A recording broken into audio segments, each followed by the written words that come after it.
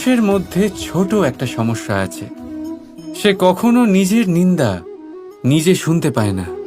যদি কেউ তার বিষয়ে খারাপ কিছু বলে সে সহ্য করতে পারে না।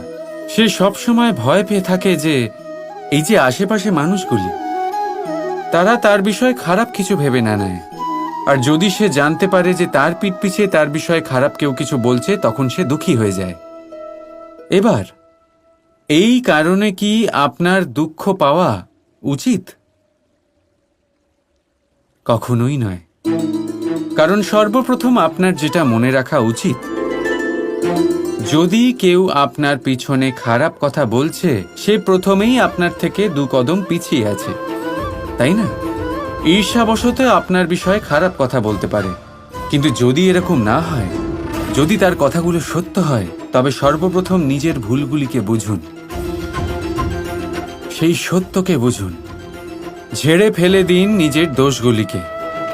আর তখন দেখবেন আপনি তাদের থেকে আরো 2 পা এগিয়ে গেলেন।